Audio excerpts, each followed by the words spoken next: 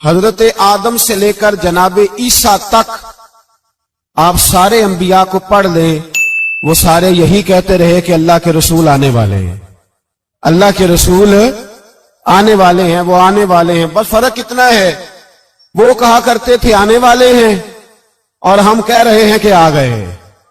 بس ساری امتیں حضور کا ہی ذکر کرتی رہیں۔ وہ کہا کرتے تھے کہ علامہ اسماعیل حقی نے تفسیر روح البیان میں لکھا ہے، امام سیوطی نے الخصائص الکبریٰ میں لکھا ہے، جناب آدم کے انتقال کا وقت آیا تو اپنے بیٹے حضرت شیش کو بلایا اور بلا کر کے فرمانے لگے، شیش میں جا رہا ہوں بیٹے، لیکن یاد رکھنا ساری زندگی یہ کام نہ بھولنا۔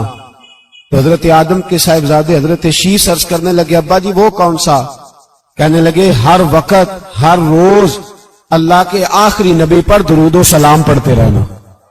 انہوں نے کہا کہ والد گرامی وہ کون ہے؟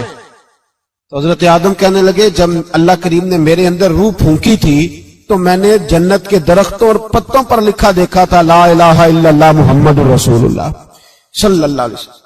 ہر پیغمبر نے، ہر رسول نے، آپ دیکھیے نا حضرت ابراہیم نے کعبہ بنایا۔ اصل بات یہ ہے کہ ہم حضور کے امتی ہیں، ہم اس طرح قدر نہیں کر پاتے جس طرح وہ لوگ آرزویں کرتے تھے۔ حضرت ابراہیم نے کعبہ بنایا، اللہ کا گھر، اللہ کا گھر۔ یہاں جو آدمی اپنے سگے بیٹے کو بھی گھر بنا کے دیتا ہے، وہ بھی اپنی بہو کو کہتا ہے میں نے بنا کے دیا، حالانکہ اپنے بیٹے کو دیا ہے۔ وہ بھی پوتوں کو کبھی کبھی بلا کے کہتا ہے تمہارے باپ نے کیا کمایا، میں نے دیا ہے۔ لوگ عادی ہیں، لیکن میرے عزیز حضرت ابراہیم نے اللہ کا گھر بنایا، اور جب بنا رہے تھے تو انداز یہ تھا کہ حضرت اسماعیل پتھر اٹھا کے لاتے تھے اور جناب ابراہیم خانہ کعبہ کی دیواریں بلند فرماتے تھے۔ اس عالم میں جب بنا چکے تو عرض کرنے لگے یا اللہ کعبہ میں نے بنا دیا ہے، اسے آباد کرنے والا رسول بھی عطا فرما دے۔ ربنا وابعث فیہم رسولا، یا اللہ وہ رسول ہمیں عطا فرما جو بڑی شانوں والا ہے۔ سارے انبیاء، حضرت سیدنا عیسیٰ علیہ السلام کہ کچھ امتی کہنے لگے عیسیٰ مردے زندہ کر دیتے ہو، کوڑوں کو شفا دے دیتے ہو، اے عیسیٰ آپ کا ہاتھ لگ جائے تو اللہ بڑے سے بڑے برس کے مریض کو بھی شفا دے دیتا ہے، لگتا ہے سب سے زیادہ شان والے آپ ہی ہو۔ تو حضرت عیسیٰ کہنے لگے نہیں، وَمُبَشِّرٌ بِرَسُولٍ يَأْتِي مِن بَعْدِهِ اسْمُهُ احمد، فرمایا شان والا تو وہ ہے جس کی میں تمہیں خوشخبری دینے آیا ہوں، وہ میرے بعد آئے گا اور اس کا نام احمد ہوگا، وہ اس کی میں تمہیں خوشخبری دینے آیا ہوں۔ میرے بھائی، میرے رسول کریم سید عالم صلی اللہ علیہ وسلم کے بارے میں ہر نبی، ہر پیغمبر، ہر رسول یہ کہتے آئے وہ آنے والے ہیں، اور ہم کیا کہہ رہے ہیں؟ وہ ہم کیا کہہ رہے ہیں؟ فرق اتنا ہے، وہ کہا کرتے تھے آنے والے ہیں، اور ہم کیا کہتے ہیں؟ ہم کہتے ہیں آ گئے ہیں۔ عید میلاد النبی ہے، کیا سہانا نور ہے، دیکھو آ گیا وہ نور والا جس کا سارا ہی نور ہے۔ ہم یہ کہہ رہے ہیں کہ وہ آ گئے، بڑی عزت والا، بڑی شان والا۔ رب کریم بڑے بلند حوصلے والا ہے، وہ کسی کو جتلاتا نہیں کوئی شے دے کے، وہ نہیں جتلاتا، اس کو جو نہیں مانتے انہیں بھی روٹی دیتا ہے۔ جس نے ساری عمر نماز نہیں پڑھی اللہ نے اسے بھی بچے عطا فرمائے، اس نے ساری زندگی نافرمانی کی رب نے اسے بھی نعمتیں دی، کسی نعمت پر احسان نہیں جتلایا، لیکن فرمایا میرے نبی کے غلاموں ذرا ہوش سے رہنا، ذرا ہوش سے۔ ساری زندگی برادریوں پر ہی فخر کرتے رہے ہو، ساری زندگی بینک بیلنس اور جائیداد اور مال پر ہی تم نے فخر کیا ہے، فرمایا ایک فخر والی چیز میں تمہیں دے رہا ہوں، اور میں تمہیں بتا رہا ہوں لقد من اللہ علی المؤمنین اذ بعث فیہم رسولا۔ اور یار اس پہ کبھی غور تو کرو، اس پہ کبھی غور تو کرو، احسان جتلانا کوئی چھوٹی سی بات ہے؟ اور پھر مالک جس کے حوصلے پر کوئی کلام ہی نہیں کر سکتا، وہ مالک کے شان جتلا کے تجھے کہتا ہے او مسلمان تو چھوٹا سمجھتا ہے، تو شاید ہلکا جانتا ہے، ہوش کر، اور اپنے اندر کے مصطفیٰ کریم کے اس غلام کو بیدار کر۔ رب فرماتا ہے میں نے تمہارے اوپر بڑا ہی احسان کیا، میں نے بڑا ہی احسان کیا۔ یا اللہ کیا؟ فرمایا اذ بعث فیہم رسولا، میں نے تمہیں اپنا شانوں والا رسول عطا کیا ہے۔ دیدہ دل کا دریچہ باز کرنا چاہیے، اور یا رسول اللہ جن کا تو آقا ہے ان کو ناز کرنا چاہیے۔ اب تھوڑا مسلمان ہونے پہ بھی فخر کرو، کبھی کوئی پوچھے تو اسے بتایا کرو ہم رسول اللہ کے غلام ہیں، یہ بھی ہماری برادری ہے اور یہ سب سے بڑی برادری. اس برادری کے اندر بھی لوگوں کو لائیں. آپ کو پتہ ہے میلاد انقلاب کا نام ہے. میلاد جب تک نہیں ہوا تھا تو بیٹیاں زندہ دفن ہوتی تھی. آپ علماء سے یہ سن تو لیتے ہیں پر ذرا اس معاشرے کی بے حسی تو دیکھو.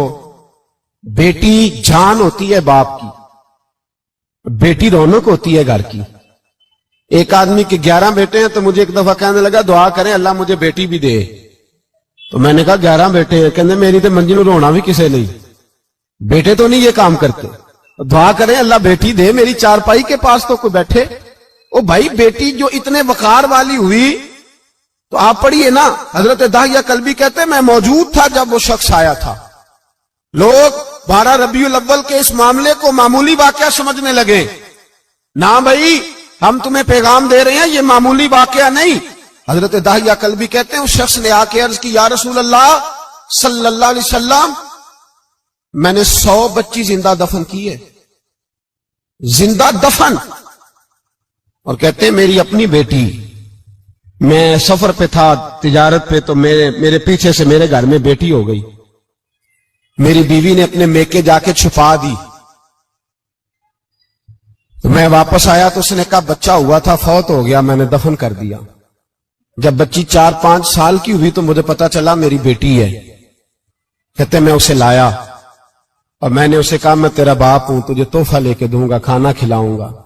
کہتے ہیں وہ میرے بالوں سے کبھی لپٹتی, کبھی میرے سینے پہ ہاتھ رکھتی, کبھی میرا ماتھا چومتی. پر میں اسے لے گیا اور لے جا کر میں نے گڑھا کھودا اور اس گڑھے میں اس بچی کو جب رکھا, اس نے باہر آنا چاہا تو میں نے اس کے سر پہ ضرب لگائی. جب چوٹ لگائی تو وہ دوبارہ گڑھے میں گری. میرا ویسے وجدان کہتا ہے کہ جب سے میلاد ہو گیا ہے آج کسی باپ کی بیٹی اگر چارپائی سے گر جائے تو شاید وہ ساری رات سو نہ سکے کہ بچی گر گئی ہے میری. کہتے ہیں میں نے چوٹ لگائی سر پہ, خون بہا تو وہ گری, میں نے مٹی ڈالی, وہ ابا جی کہتی رہی. کہتے ہیں جب اس کا وجود چھپ گیا اور اس کے چہرے پر مٹی پڑنے لگی تو اس نے ایک لفظ کہا, وہ لفظ مجھے آپ کے پاس لایا ہے. وہ بیٹی کہنے لگی اے اللہ بتا تیرا رحمت للعالمین نبی کب آئے گا.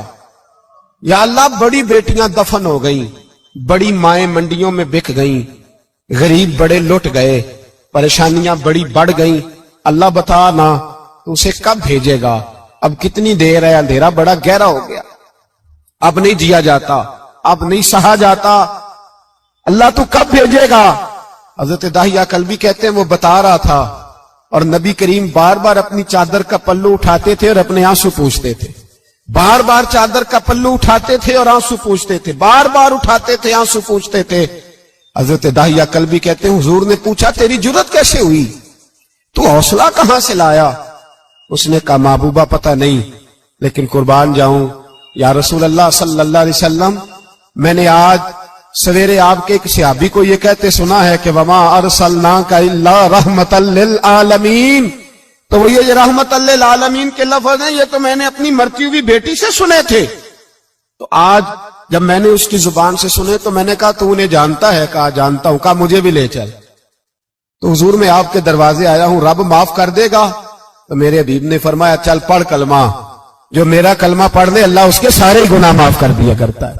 بھائی غلاموں کے ساتھ ظلم ہو. حضرت بلال حبشی, حضرت بلال کے بارے میں بڑے واقعات ملتے ہیں. ایک واقعہ بڑا منفرد لکھا ہے کتابوں میں. حضرت بلال سے لوگوں نے کہا آپ نبی پاک سے متاثر کیسے ہوئے. تو جناب بلال کہنے لگے میں زیادہ لوگوں کو مکے کے لوگوں کو جانتا ہی نہیں تھا, چونکہ میری ڈیوٹی تھی گھر میں کام کرنے کی اور مجھے سخت سزا ملتی تھی امیہ بن خلف کی طرف سے. بلکہ تحقیق یہ ہے کہ یہ عبداللہ بن جدان کے غلام تھے. امیہ بن خلف نے تو جب انہوں نے کلمہ پڑھا تو پھر خریدا. عبداللہ بن جدان کہنے لگا میں فارغ نہیں, آپ لے لیں, آپ اس کو سزائیں دیں. تو کہتے میں ان کے گھر میں ہوتا تھا تو میں تو زیادہ لوگوں کو جانتا ہی نہیں تھا, کبھی مجھے موقع ہی نہیں ملا تھا باہر نکلنے کا. ہماری غلاموں کی کوئی زندگی نہیں ہوتی تھی. آج تو ہر آدمی کہتا ہے نا میں کچھ چودھری سے لے کے کھاتا ہوں.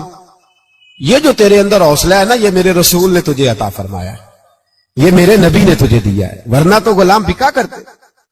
یہ حوصلہ تجھے رسالت مآب نے دیا. حضرت بلال کہتے ہیں میں ایک دن مجھے بخار چڑھ گیا بڑا تیز, میں لوگوں کو جانتا نہیں تھا. فرماتے مجھے تیز بخار چڑھ گیا تو ٹھنڈ بڑی سخت تھی. میرے مالک نے مجھے کئی کلو جو دیے پیسنے کو چکی پہ. کہتے میں بیمار تھا تو میں نے کچھ دوائی لی جو اس وقت موجود ہوتی تھی, تو میں نے ایک لحاف لیا, دودھ پیا تو مجھے نیند آ گئی. جب میں سویا تو میرا مالک آ گیا. اس نے آ کر کے مجھے سوئے ہوئے دیکھا تو کھینچ کر کمبل اتارا, رضائی اتاری, لحاف اتارا. کہنے لگا اب تیری سزا یہ ہے کہ تو کھلے میدان میں بیٹھے گا, وہاں چکی پیسے گا, اور دوسری سزا یہ ہے کہ تجھے قمیض پہننے کی بھی اجازت نہیں. حضرت بلال کہتے ہیں تیز بخار, ٹھنڈ کا عالم, اور جب میں چکی پیس رہا تھا تو رو رہا تھا, اور میں پوچھ رہا تھا خدایا ہمارے نصیب, اللہ ہمارے مقدر ہے جرم ضعیفی کی سزا مرگ مفاجات. سیدنا بلال حبشی رضی اللہ تعالیٰ عنہ فرماتے ہیں میرے دروازے کے قریب سے رسول پاک گزرے اور مجھے ہائے ہائے کرتے دیکھا تو دستک دی. میں نے کہا کون ہے؟ دروازہ کھلے آ جاؤ. محبوب اندر آئے تو پوچھنے لگے کیوں رو رہے ہو؟ میں نے کہا جاؤ اپنا کام کرو, یہاں دکھ سارے پوچھتے ہیں مداوا کوئی نہیں کرتا, یہاں تقریریں سارے کرتے ہیں, حقوق غریباں پر بات سارے کرتے ہیں, مداوا کوئی نہیں کرتا, جاؤ اپنا کام کرو. کہتے ہیں میں نے سخت جملے کہے معاذ اللہ. حضور چلے گئے, اور جب حضور جا رہے تھے تو میں کہہ رہا تھا بس جا رہے ہو نا, میں نے پہلے ہی کہا تھا جاؤ.